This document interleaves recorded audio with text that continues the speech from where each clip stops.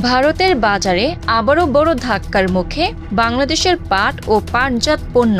নতুন করে anti dumping শুল্কের সুপারিশ করেছে ভারত, আর তা কার্যকর হলে সবচেয়ে বেশি চাপে পড়তে পারেন বাংলাদেশের ছোট ও মাঝারি রপ্তানিকারকেরা। তার আগে জানা দরকার অ্যান্টি ডাম্পিং শুল্ক কি।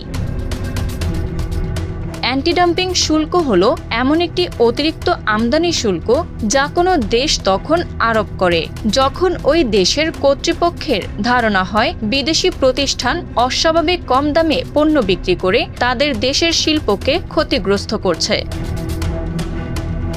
ভারতের বাণিজ্য ও শিল্প মন্ত্রণালয়ের অধীন directorate general of trade remedies বা ডিজিটিআর ২৫ জুন প্রকাশ করেছে ৯৮ পৃষ্ঠার চূড়ান্ত তদন্ত প্রতিবেদন।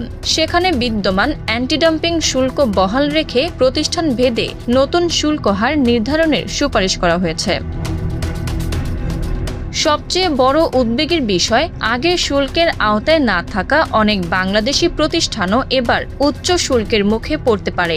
উদাহরণ হিসেবে, একটি প্রতিষ্ঠানের পাট সুতায় যেখানে প্রতি টনে $৬৯ শুল্কের সুপারিশ করা হয়েছে, সেখানে তালিকার বাইরে থাকা প্রতিষ্ঠানের জন্য সেই শুল্ক হতে পারে $৪৪৫। তবে ৪টি প্রতিষ্ঠানের জন্য শুল্ক শূন্য করার সুপারিশও করা হয়েছে, যদিও এই সিদ্ধান্ত নিয়েও প্রশ্ন তুলছেন খাত সংশ্লিষ্টরা। বাংলাদেশের ব্যবসায়ীরা বলছেন, এই সিদ্ধান্ত কার্যকর হলে ভারতের বাজারে প্রতিযোগিতা কঠিন হয়ে যাবে। এর প্রভাব পড়বে পাট কল, পাট চাষি, শ্রমিক, কর্মসংস্থান এবং বৈদেশিক মুদ্রা আয়ের ওপরও। এদিকে বাণিজ্য মন্ত্রী খন্দকার আব্দুল মুক্তাদির প্রথম আলোকে জানিয়েছেন, বিষয়টি নিয়ে ভারত সরকারের সঙ্গে আলোচনা করবে বাংলাদেশ। তার ভাষায়, দ্বিপক্ষীয় বাণিজ্যে বাধা সৃষ্টি করতে পারে এমন কোনো পদক্ষেপ না নেওয়ার অনুরোধ জানানো হবে। বিশেষজ্ঞরা বলছেন, বাংলাদেশ চাইলে কূটনৈতিক আলোচনার পাশাপাশি প্রয়োজন হলে বিশ্ব বাণিজ্য সংস্থা বা WTOর পথেও যেতে পারে। কারণ অতীতেও রহিম আফরোজের ব্যাটারির ক্ষেত্রে ভারতের অ্যান্টি ডাম্পিং শুল্ক আন্তর্জাতিক আলোচনার পর প্রত্যাহার করা হয়েছিল।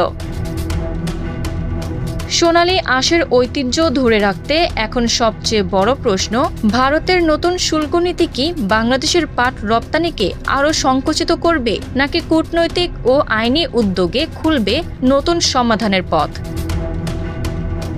Bangla affairs, news desk.